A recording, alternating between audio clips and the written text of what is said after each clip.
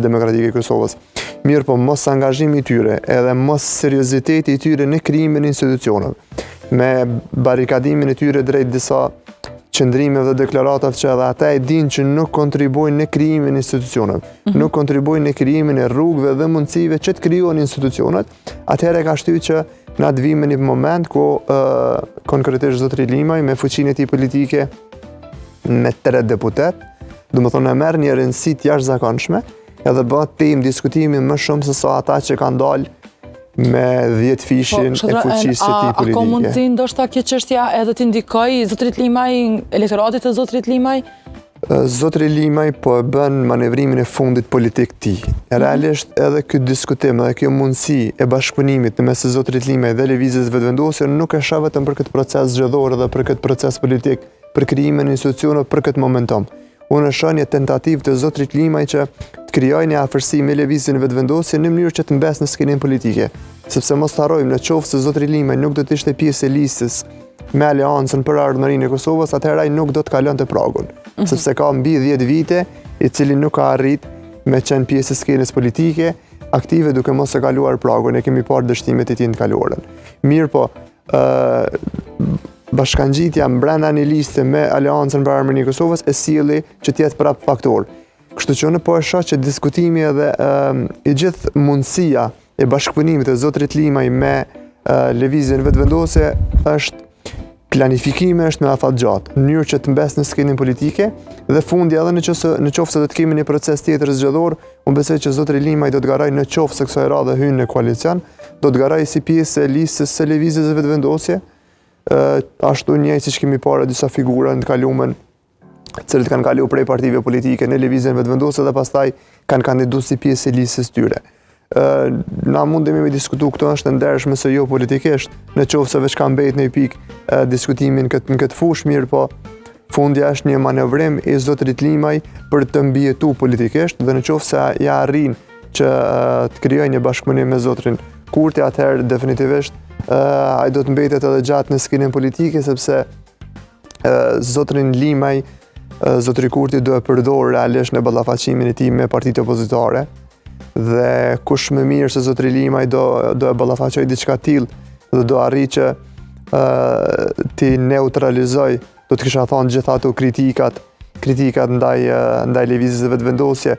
Gjithashtu mos harrojmë që edhe pjesëmarrja e zotit Limaj në një qeveri me zotrin Kurti në raport me bisedimet, në raport me marrëveshjet e vështira që do të jenë, do ja lehtësojnë zotrit Kurti atë kartën e arsyetimit, sepse fundja edhe ajo çështja e diskutimit që përfasus nga ushtria shkrimtare e Kosovës dhe ky krah i luftës nuk është pjesë e një marrëveshje, një qeverie që do arrijë një marrëveshje potenciale, atëherë kjo do të bie, sepse kush më mirë se zotri Limaj do e përfaqësoj diçka tillë, sepse fundja edhe partitë opozitare sot e kanë humbur të drejtën e kritikës ndaj zotrit Limaj, sepse deklarata e tij, mos harrojmë, ne po kritikojmë vazhdimisht për deklaratat tash për periudhën që jemi, mirë po më njëherë pas procesit zgjedhor, deklaratat e zotrit Limaj kanë qenë qëllimi dhe objektivat e mia, dëshira ime është që të bëjmë një koalicion edhe institucionet të krijohen nga partitë opozitare. Në qoftë se këto nuk arrin dhe nuk ndërmarren asnjë hap konkret, atëherë normal që ai do të vazhdoj dhe nuk do të bllokoj procesin. Fundja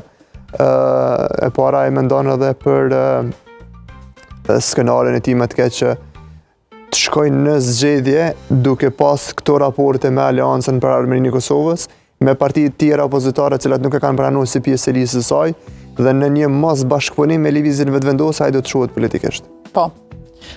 Zotri Bllakaj, si e sheh ti këtë çështjen, pra ka një koalicion, po i themi ashtu, të mundshëm apo të heshtur të Limajt dhe Kurtit, dhe a ekziston realisht dhe a mund të jetë ndoshta edhe qeveria e ardhshme që do të formohet bazuar në të? Së pari më lejoni t'ju përshëndes ftesën. E dyta, unë mendoj që Kosova ka nevojë për një qeveri me një bazë të gjerë, do të thënë një qeveri stabile, dhe mendimi im do të ishte që njëra nga partitë opozitare të shkon të drejt për drejt në koalicion me vetëvendosjen për të krijuar një shumicë solide shqiptare dhe për ta zgjeruar bazën e si themi kundërshtimit të atyre ideve të cilat ende nuk janë zhdukur nga tavolinat për Kosovën, siç janë krijimi i asociacionit ose edhe ndarja coptimi i saj, coptimi i veriut.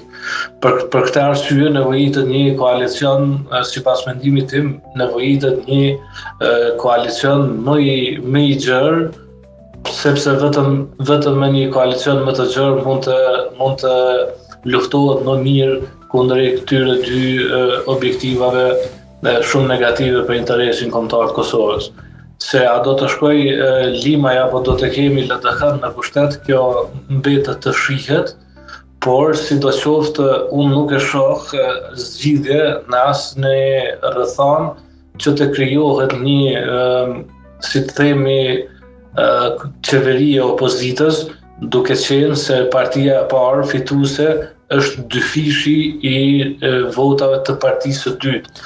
Domethënë, qeverisja e zotit Kurti ka marrë një lloj legitimiteti, qeverisja e tij ka marrë një lloj legitimiteti të ri, andaj shkuarja në opozitë e zotit Kurti me një fuqi kaq të madhe, mendoj që do të jetë negative për proceset në të cilat Kosova nuk ka. Zotri Blakaj, nëse e marrim parasysh këtë çështjen për një opozitë të bashkuar, ashtu ka qenë edhe si temë diskutimi shpesh dim që do të bashkohet opozita, të krijojë numra dhe të jetë Kurti që do të jetë në opozitë. Pra ju nuk e shihni një mundësi të tillë? Shikojeni, ne kemi parë lloj-lloj çoroditjesh në skenën tonë politike. Kemi parë barikadime nga më të ndryshmët, kemi parë makinacione dhe pazare të cilat nuk kanë dalur mirë për interesat e Kosovës, janë të vërtetuara disa veprime të elitës tonë politike të cilët domethënë nuk kanë qenë në nivelin e detyrës në kohën kur janë zgjedhur, kanë bërë makinacione të ndryshme, të cilat në fund domethënë kanë përfunduar keq. Prandaj këtu për të bërë një analizë, si të themi, më të saktë është pak e vështirë, për shkak se ne prodhojmë politikanë pa shkolla politike edhe pa mendim politik. Duke mos pasur një shkollë politike dhe duke mos pasur mendim politik të njohur, të gjithë politikanët që kalojnë në skenën politike, të gjitha figurat janë realisht vështirë të analizueshëm. Për këtë arsye, domethënë, shembujt të cilët i kemi pasur më parë tregojnë që mund të përsëriten skenar të tillë. Por problemi kryesor që unë e shoh është nevoja që Kosova të ketë një qeveri me një bazë të fuqishme, domethënë që të mos krijohen as vakume institucionale dhe të mos krijohet, domethënë, as një qeveri e cila sa do ta marrë pushtetin pas disa kohësh, domethënë pas disa muajsh, të detyrohet të shpallë zgjedhje tjera, domethënë sepse nuk mund ta ndërtoj shumicën për të ndërtuar postin e presidentit. Prandaj Kosova ka nevojë për një qeveri stabile, se kush do të jenë aktorë të cilët marrin përsipër për ta krijuar këtë qeveri stabile, po presim të shohim. Kosova ka edhe një, si themi, një rrezik nga geopolitika, i cili rri vazhdimisht i fshehur, shumë shtete të cilat synojnë dhe investojnë për destabilizimin e Kosovës dhe për mos funksionalitetin e saj, po angazhohen tani edhe në kohën e fundit, domethënë ashtu siç u angazhuan edhe në zgjedhje, gjatë zgjedhjes, kur drejt për drejt presidenti i Serbisë u përpoq të ndikonte dhe ndikoi në një masë të madhe tek votuesit serb, qoftë me kërcënime, qoftë duke u adhegur vetura disa prej tyre, domethënë me anë të sabotazhi, qoftë me thirrje drejtë për drejta nacionaliste apo edhe me stimuj ekonomik, siç ishin domethënë ato që organet tona të sigurisë e njoftuan publikun, që ka pasur domethënë pagesa prej 170 eurosh për secilin votues apo në vlerë ekuivalente prej 20.000 dinarsh që të votohet lista serbe. Edhe tani, domethënë, lajmet që vijnë nga organet tona të sigurisë janë që këto grupe të lidhura drejt për drejt me Serbinë, me Vučićin, po përpiqen të ndikojnë në formimin e qeverisë. Po, pikërisht për të, zotëri. Prandaj kërkesa kryesore Domethënë nevoja që lind nga e gjithë kjo është që ne të arrijmë të shmangim nga pushteti i listës serbe për të krijuar një shumicë shqiptare. Po. Regja, si sheh pra ti këto diskutimet, e dim që pati realisht një polemik të zhvilluar lidhur me këtë çështjen e zhvillimeve për votat e deputetëve serb. Si mund të jetë këtë çështje? E përmendi edhe zotri Bllakaj. Na po diskutojmë rëndësia e deputetëve të minoriteteve dhe listës serbe. Kjo ankesa vazhdimisht që Beogradi po tenton që të ndikojë tek deputetë serb, realisht mundet me tingëllu shumë mirë e përdorshme në popull, sepse mund tingëlloj mirë, sepse barikadomin e atë anën që po e mbrojmë sovranitetin edhe po ndikomin nga Serbia edhe mund të krijosh një përkraje momentale. Mirë po, këto diskutimet për minoritetet nuk është kanë mirë me i fillu, sepse e para një deklaratë e zotrit Kurti ke vështirë e pranueshme, sepse ndikimi tek minoritetet, madje edhe jo të listës serbe, disa prej tyre po kontrollohen edhe po ndikohen nga presidenti Vučić nga grupet kriminale. Na është pak situatë ndihshme me minoritetet jo serbe në Kosovë, sepse fundja na domi me qenë real mbështetja ndaj shtetit dhe Republikës Kosovës nuk ka munguar asnjëherë për anës tyre. Kështu që nuk do të ishte e ndershme që t'i vendosim në një lojë jo të mirë politike edhe këtë pjesë. Largo listën serbet që e dim gjithë që ndikimi i grupeve të ndryshme për i politikës dhe për i parapolitikës se Beogradit ka ndiku, ka qenë vazhdimisht dhe është edhe sot. Mirë po, zotri Kurti duhet mos me harru edhe diçka tjetër. Qytetarët i kanë dhënë edhe besimin edhe përgjegjësinë që me i kriju institucionet, mirë po, nuk ka nevojë që me u bloku tek 2 ose 3 deputet tek lista serbe ose tek minoritetet, sepse janë edhe mbi 50 deputet tjerë shqiptar, që ai mund të filloj bashkëpunimin edhe komunikimin me ta. Në momentin që zotri Kurti po ja abstrahon mundësinë e bashkëpunimit me gjithë deputet shqiptar, është normale që deputetë e mbetur do e rritin kërkesat e tyre në raport me krimin e institucioneve.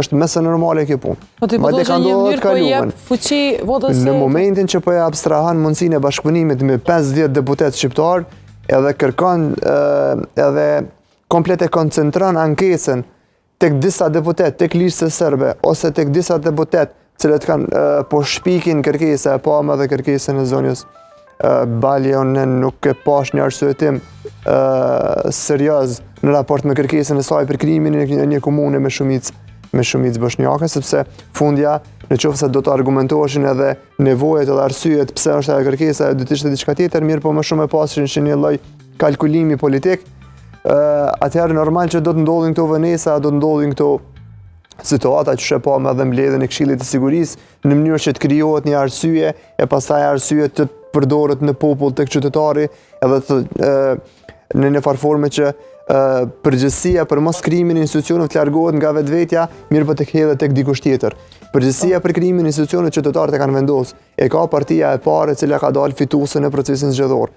Gjithë ata që kanë qenë krenar me fituesin e atij procesi, sot e kanë përgjegjësinë për krimin e tyre, sepse fundja, ai proces zgjedhor nuk ka qenë vetëm për 2 ose 3 muaj që të krenohen sepse kemi dalë fitues, mirë po ka qenë që të fillojnë, që të marrin përgjegjësinë, të krijojnë institucionet edhe që të shtyjnë proceset përpara. Fundja qytetari nuk ka votuar që me pas këto ngërçe politike dhe me pas këto diskutime se kush cilin deputet po e ndikon.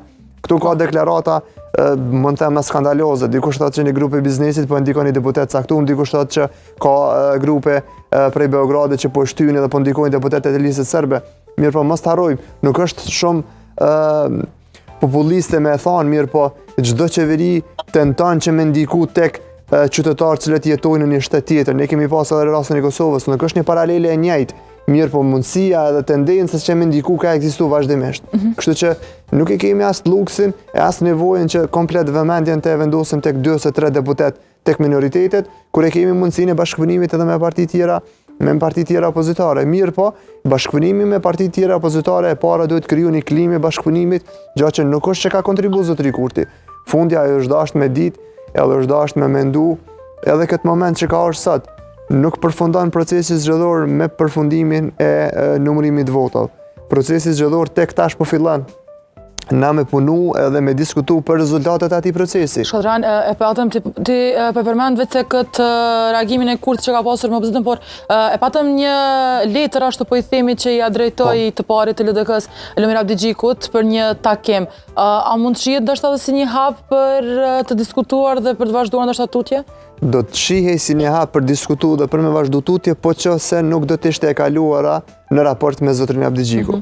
Sepse në është vështirë me bani prerje tillë që të harrojmë të kaluarën, të harrojmë atë se çfarë ndodhi deri sot dhe të fillojmë nga tash e tutje. Në qoftë se nuk do të ishin ato biseda, në qoftë se nuk do të ishin ato ofendime dhe ai trajtim i partisë politike opozitare, në këtë rast po flasim konkretisht për Lidhjen Demokratike, ne do e shenim si mundësi e bashkëpunimit si dhe një lloj oferte për bashkëpunim dhe për diskutim për krijimin e institucioneve. Mirë, po në qoftë se e sheh pjesën tjetër të mozaikut, atëherë ti e sheh që këtu po tentohet që të hedhet faji tek dikush tjetër.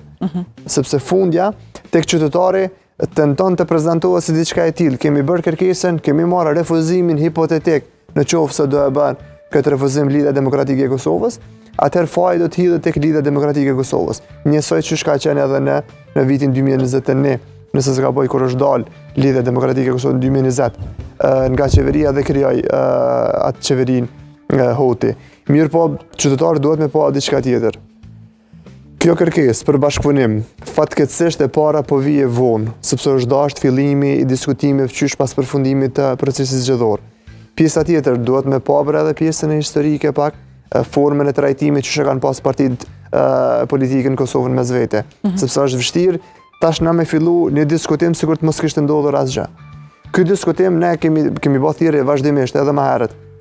Ky diskutim duhet të jetë normale. Kjo letër sot që i ka shkruar prej dje konkretisht zotrit Kurti, zotrit Abdigjikut, duhet të ishte normale, sepse partitë politike nuk kanë mundësi tjetër përpas diskutimit dhe bashkëpunimit për krijimin e institucioneve, sepse fundja komplet puna aktiviteti i tyre është në krijimin e institucioneve dhe në mbarvajtjen e punës së njëra tjetrës. Mirë, po tek ne është bën tabu temë dhe është bën diçka jashtëzakonshme, një diskutim, një letër komunikimi, sepse historiku e bën diçka tillë, sepse forma sjellja e tyre ka qenë jo e mirë dhe jo e drejtë. Askujt nuk ju ka dashur një deklaratë të tillë, një trajtim i tillë që ka bën zotri Kurti ndaj partive opozitare, në momentin që ke dalë fitues. Në momentin që ke dalë fitues është dashur të jetë një person unifikues për gjitha partitë politike dhe për gjithë skenën tonë politike, sepse nuk i duhet asgjë më shumë se sa ajo përqindje fituese që e ka marrë dhe ai numër i madh i votave dhe numër i madh i deputetëve. Mos harrojmë, është personi më i votuar në Republikën e Kosovës që nga pas lufta, madje e te kalon edhe presidenti Rugova. Kështu që nuk e di çka ju ka dashur ky polarizim i skajshëm, sepse fundja po e shohim që ne po vime në një moment ku po kemi nevojë edhe për këta persona që i ka qujt me ju terma adekuat zotri Kurti. Po, zotri Blakaj, a e shën ndoshta edhe kjo çështja që vetë Kurti po diskutohet për votat e minoriteteve dhe diskutimet për një bashkëpunim me ta, ndoshta edhe si mungesë e komunikimeve me partitë opozitare dhe se ndoshta po të kishte një qasje tjetër dhe mund të kishte një mundësi për të bashkëpunuar dhe të mos varej konkretisht nga votat e deputetëve. Nga votat e deputetëve minoritet, më fal. Lejoni shkurt për bashkëbiseduesin dy pika të rëndësishme të cilat ky potencoj. Nuk është, domethënë, ajo që doli në publik pas takimit të Këshillit të Sigurisë, nuk është direktivë e kryeministit Kurti për organet e sigurisë që të ndërtojnë një narrativë të tillë, por ka qenë paraprakisht një narrativ të cilën e kanë zbuluar organet e sigurisë së Kosovës për kryeministrin dhe për instanca tjera. Organet e sigurisë nuk zbulojnë narrativa, më fal. Më fal, unë nuk ju ndërpreva. Jo, s'po ndërprej, po veç po të korrigjoj se nuk zbulojnë narrativa. Organet e sigurisë e kanë dhënë për publikun këtë gjë që ata kanë fakte që po tentohen të ndikohen deputetët, domethënë drejt për drejt nga grupet kriminale. Nuk është direktivë e kryeministrit ndaj tyre, por ka dalë paraprakisht nga organet e sigurisë, që të bëhet dallimi i qartë. E dyta, unë mendoj që nuk është i gjithë faji i kryeministrit, sado që nuk pajtoj absolutisht me termet të cilat pas zgjedhjeve i ka përdorur për oponentët opozitar. Mirë po mos të harrojmë, kemi pasur një takim shumë të gjatë të Lidhjes Demokratike të Kosovës, të cilët domethënë ende pa u filluar domethënë ndonjë bisedë për të ardhmen e qeverisë ose për numrat e ri në kryeministri, ata kanë dalur në një qëllim që nuk do të shkojnë me kryeministrin Kurti. Kemi pasur edhe një refuzim paraprakisht mediatik shumë të fuqishëm nga Partia Demokratike. Dhe në këto rrethana, ata që i arritin vlerën, më thonë minoriteteve, forcave të minoriteteve brenda parlamentit, nuk janë vetëm nga lëvizja vetëvendosur ose nga kryeministri Kurti, po janë nga të gjithë. Pyetja që duhet të shtrohet këtu është, pse ndodh kjo? Më thonë, pse duke e ditur nevojën e Kosovës, kemi deklarata të tilla nga LDK-ja, PDK-ja ose nga parti të tjera. Për shembull, edhe ish kryeministri Haradinaj është kategorik që të mos shkojë në një koalicion me vetëvendosjen. E kemi parë dhe e dim, këto janë lojra politike për të ngritur peshën në negociatat të cilat bëhen zakonisht kur t'ju vijë koha. Deri tani ne nuk kemi pasur,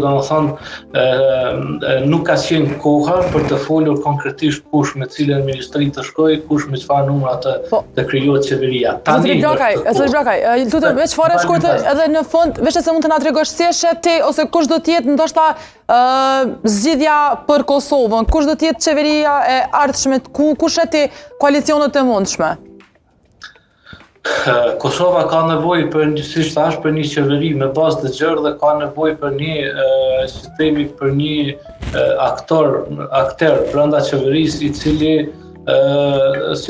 ta luajë atë rolin që e ka luajtur vazhdimisht presidenti Osmani, domethënë që të jetë një partner pak më i pranueshëm për Washingtonin, si themi kështu drejt për drejt.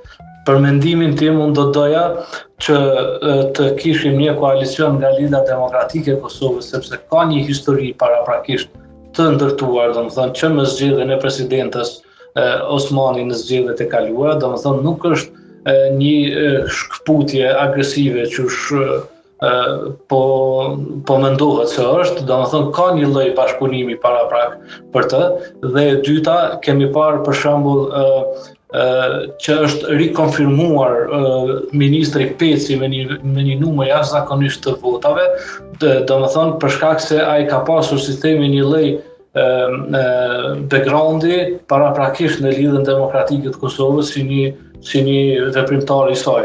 Pra, unë mendoj që më e mira do të ishte që të kishim Lidhjen Demokratike të Kosovës bashkë me vetëvendosjen për të shtyrë proceset e Kosovës përpara. Po, për juve zoti Rexhaj, për fund, kush është që duhet jetë në 4 vjeçarin e ardhshëm?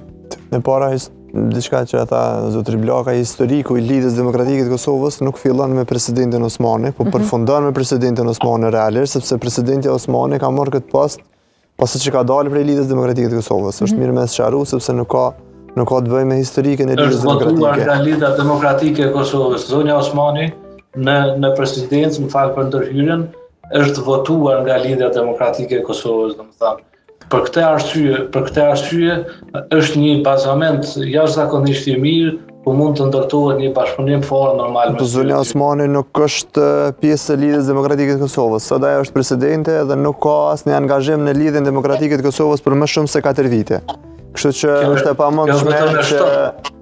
e pamundshme që të ndikoj zonja Osmani tek udhëheqësia, tek struktura konkretisht e Lidhjes Demokratike të Kosovës. Kështu që për këtë frymë të bashkëpunimit zotri Kurti është dashur me diskutuar dhe është dashur me mendu pak më herët, sepse fundja në momentin që i vendos partitë politike në një akt krym pas atyre gjitha sulmeve, atyre ofendimeve dhe bësh një pikë e kritika, sulmeve dhe atakimeve, qoftë para procesit, gjatë procesit dhe pas procesit, sepse mos harrojmë, pas procesit pika kryesore, sulme dhe atakimi kryesor ka qenë ndaj Lidhjes Demokratike të Kosovës. Kështu që sot është një vështirë sepse nuk janë krijuar rrethanat për një bashkëpunim të tillë. Këto rrethana është dashur me i kriju paraprakisht. Një pyetje të lutem. Po veçorna.